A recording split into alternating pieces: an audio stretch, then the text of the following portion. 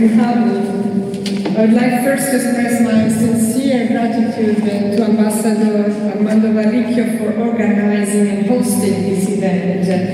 And also I would like to thank you all for taking the time and attending this meeting.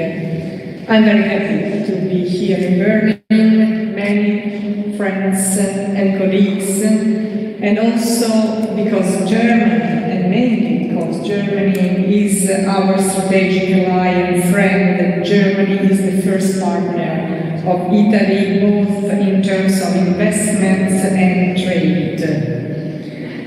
Let me, at the beginning of this intervention, let me recall that for Italy in the field of justice, this year is a special year.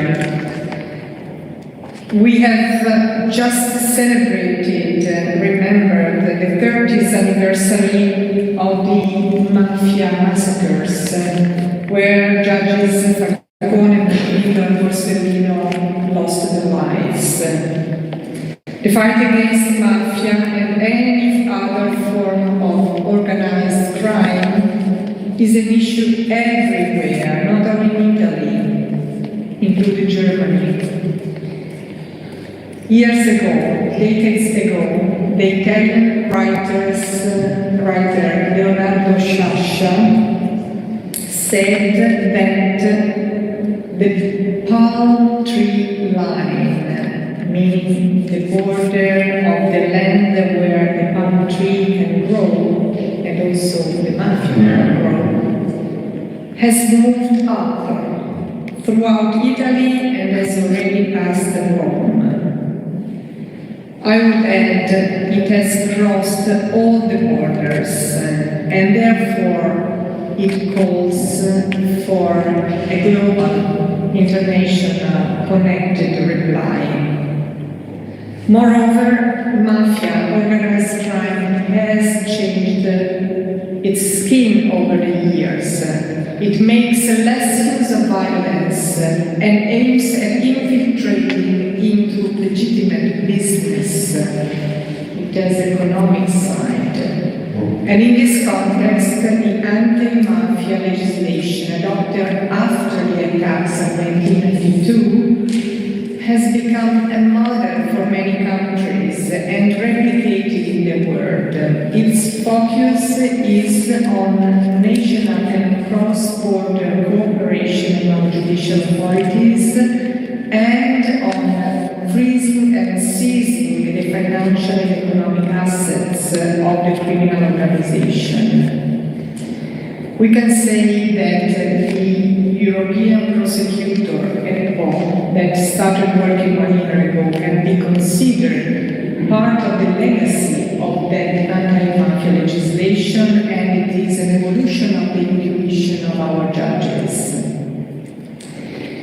Tonight, I would like to give you a flavor of the ongoing judicial reforms in Italy, but I would also like to have an exchange of views with all of you, to listen to your experiences in doing business in my country. We know that the proper functioning of the justice system matters to businessmen and businesswomen, and it is indeed a fundamental pillar of all democratic society. That is why the Italian government is working on a comprehensive reform of the justice system. This comprehensive, multifaceted reform is following the 3 basic principles that the EU Commission recommends for all the member states, as we can read in the reports on the rule of law that each year the European Commission delivers. The 3 principles that stand all together are independence, quality, and efficiency. These principles go hand in hand. We cannot stress only one of them. We have to support and to promote the 3 of them all together: independence, quality, and efficiencies. Independence, what are we doing to improve independence? Generally speaking, the Italian judiciary does not suffer from interference from other branches of government, thanks to the provisions set forth in the Italian Constitution since 1948. We observe strictly the principle of separation of power.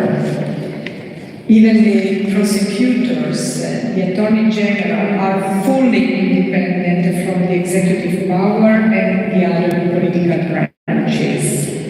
Nevertheless, a reform of the Judicial Council and of the laws concerning the functioning of the judicial system is under discussion in these days in Parliament with two main purposes. First, we wanted to draw a sharper line of divide between politics and the judiciary, for example, requiring that a judge who decides to run for political office, political election, cannot go back to the judicial function. Going to politics is a one-way choice.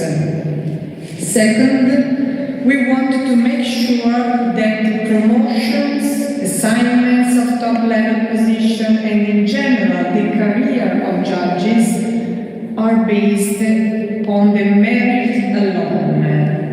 We expect this reform to be approved in the next weeks.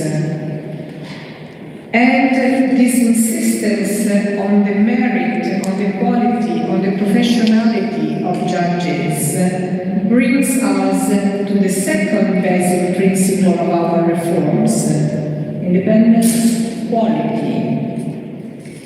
The Italian judiciary is composed of high-level professionals and learned judges.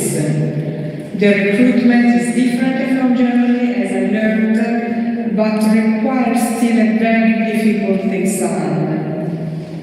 I'll give you an example. Last year's exam, which is not yet ended, around 6,000 young lawyers applied, but only 220 of them succeeded in the first part of it. So it was very severe. Moreover, besides the demanding level of the exam, we have to consider that a very important role is played by the High School of the Judiciary. We, the government, are working very strictly with the High School of the Judiciary in order to provide training in all the most sensitive domains, especially the new ones, like or the most technical ones. For example, gender violence is one of our concerns, business affairs, family controversies, corruption, and we are working with the high school in order to consolidate the specialization of judges. The more we have specialized judges in very technical and complex matter environment as well, the more the quality of the judicial system will advance. Yet, independence, quality, the third pillar is efficiency. And I have to say that in our country, all of you know very well that efficiency is the main problem. We are working hard on this point. A timely response to the judicial cases is part of the quality of the judicial system. The purpose is to radically reduce the duration of the judicial procedures, both in criminal and civil matters. And we have a commitment with the European Commission to reduce the length of civil proceedings by 40% in 5 years, and criminal proceeding by 25% in 5 years. Indeed, in order to reach this demanding achievement, we have a plan and a milestone to comply with. I'm proud to announce that this year we have completed all the milestones for the first year of PNRR. The final reading of Parliament of the new Civil Procedure Act as well as the new Criminal Procedure Act has been finalized. The goal achieved did not make us relax in pursuing our efforts. On the contrary, we continue to work very closely with the European Commission in following the steps forward of the reform process. And at the beginning of April, we had a visit of the Commission, high official of the Commission, and noted that our working progress is in line with the calendar, but even more recently, 2 weeks ago, while launching the 2022 EU Justice Scoreboard, the European Commissioner, Didier Reynders, expressed the public, I quote, a very positive opinion of the justice reforms in Italy. I am in constant contact with the Commissioner Reynders to monitor the implementation of these reforms. An effective justice system is vital for economic actors. It can encourage business, foster innovation, attract foreign direct investment, secure tax revenues, and support economic growth. Many surveys and studies have shown the evidence that a healthy judicial system is the backbone for a wealthy social and economic environment.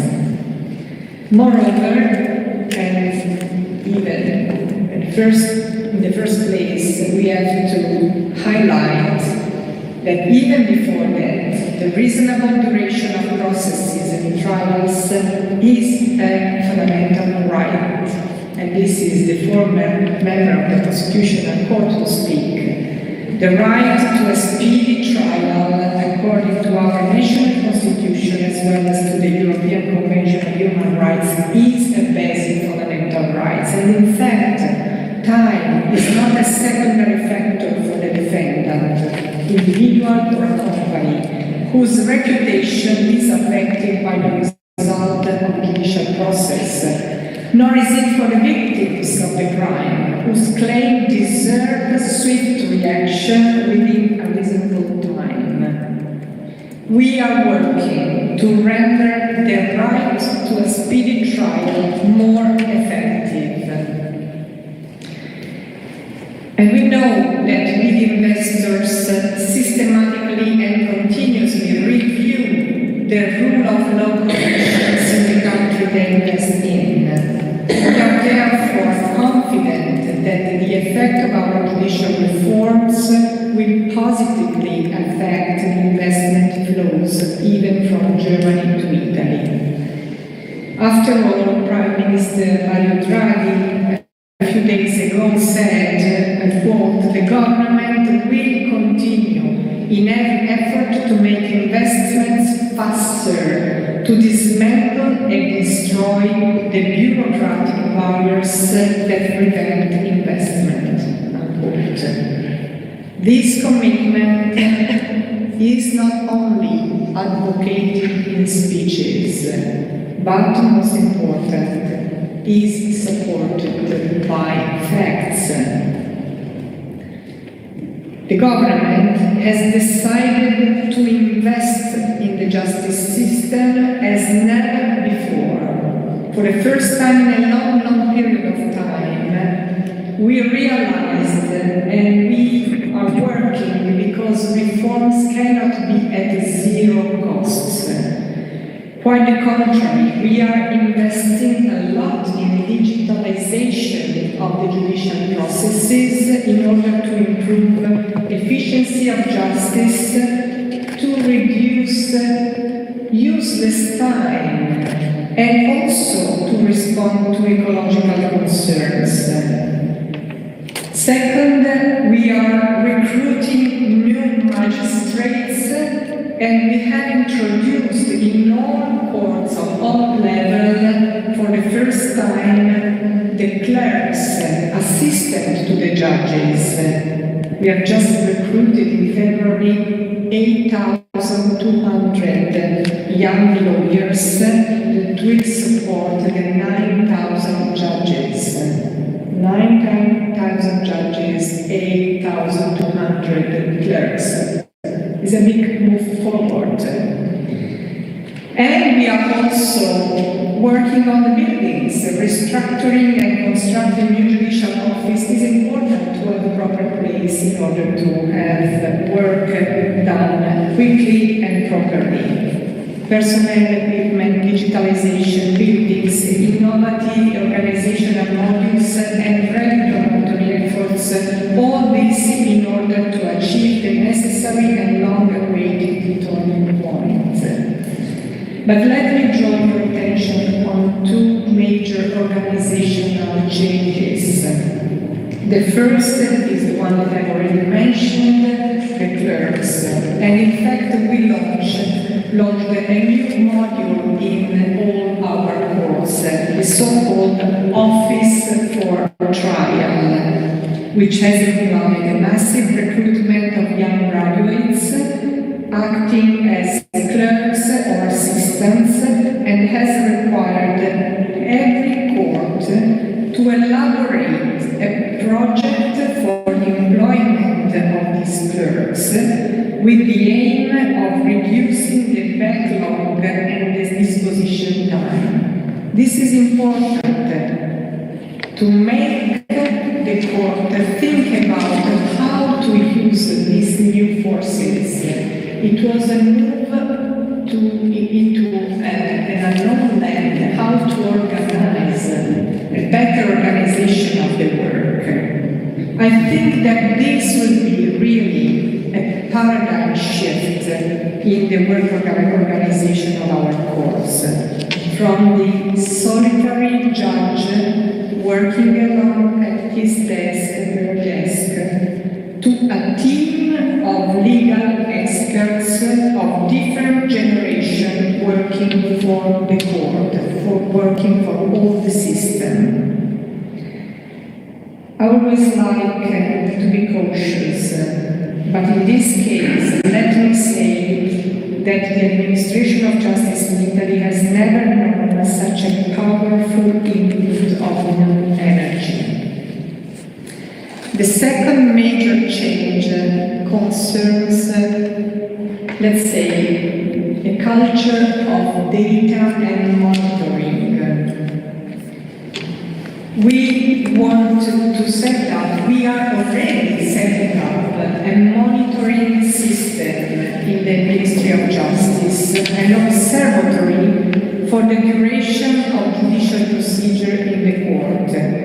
The idea, which is already reality, is becoming reality day after day, is to collect data from all judicial offices, all the data that are not covered by privacy law, indeed the data that concern the duration of process, in order to monitor what is happening in every single office.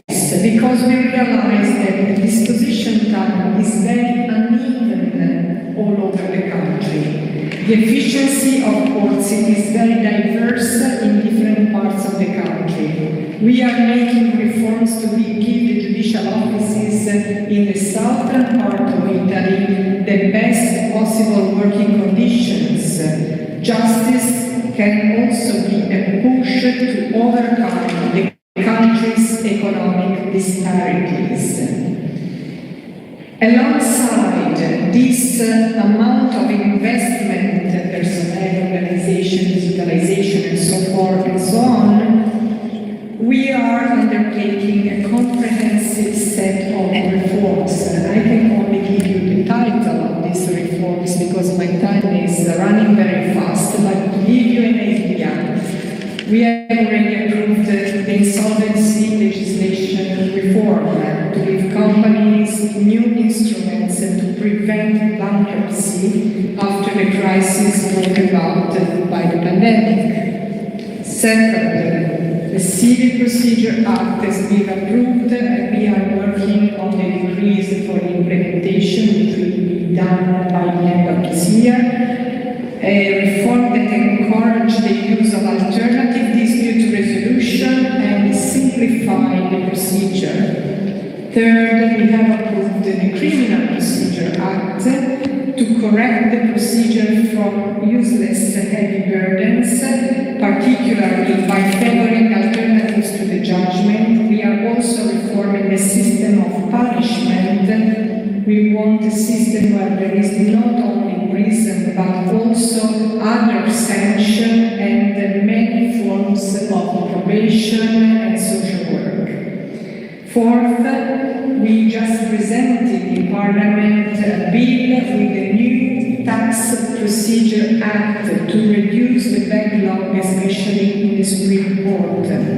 Here we have, it's a major change, we have instituted a new body of specialized judges in tax law, and the reform is to be approved by the end of this year.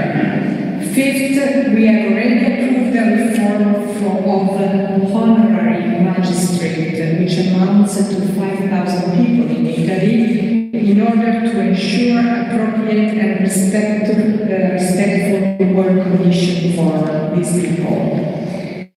Sixth, indeed, there is the already mentioned reform of the Judicial Council and all the legislation concerning the status of judges.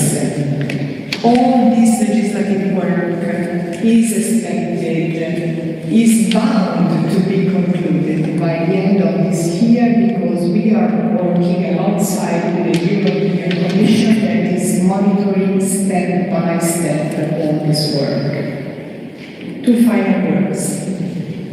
First, we know that the challenge is daunting, and our plan is very, very demanding, especially for judges.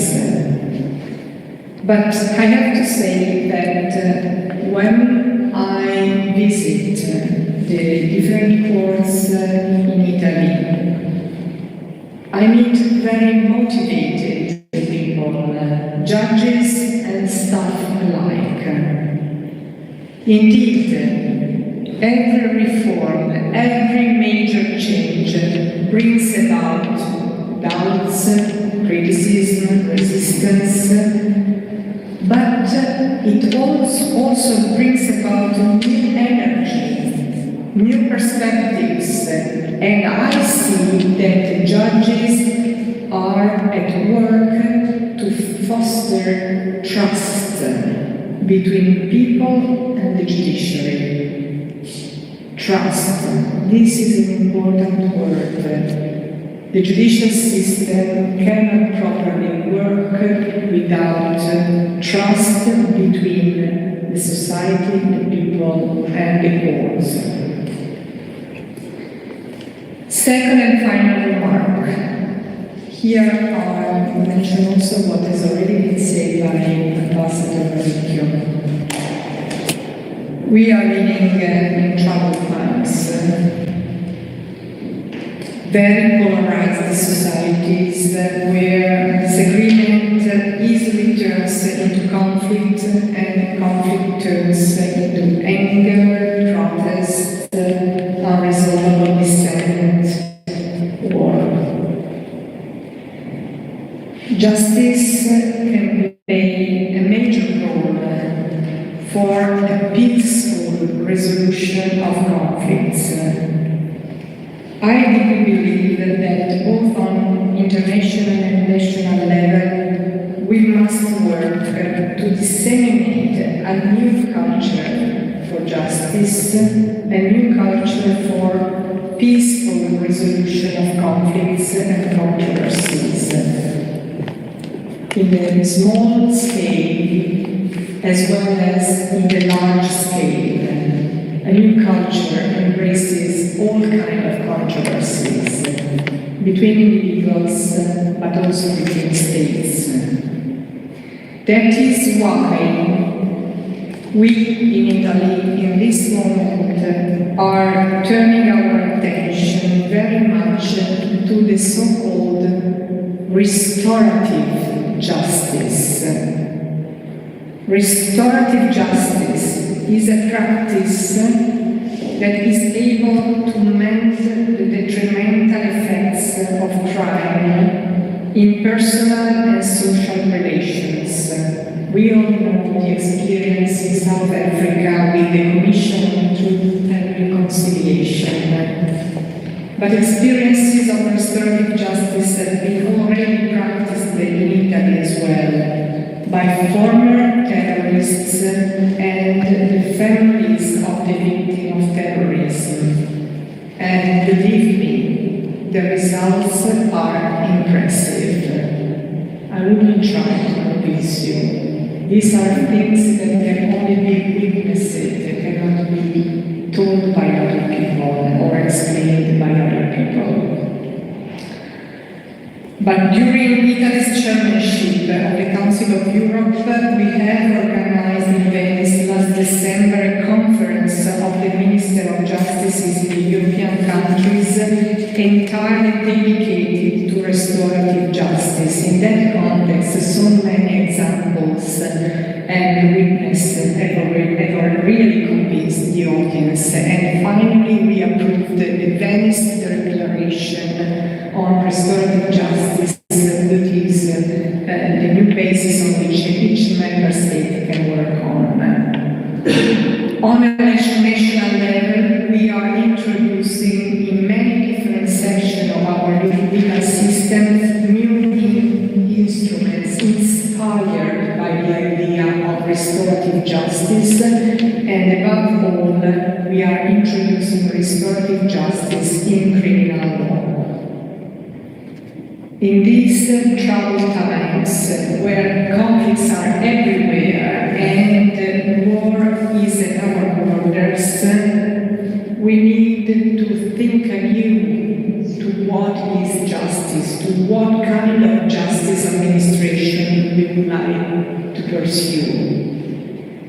I think that learning and spreading a new culture of justice, a justice that is able to diffuse the explosive potential of every conflict, whatever their nature, before it deflagrates, while delivering the appropriate legal tools, is the best contribution that we can give to our society, and we can hand over to the future generation in this domain. Thank you so much.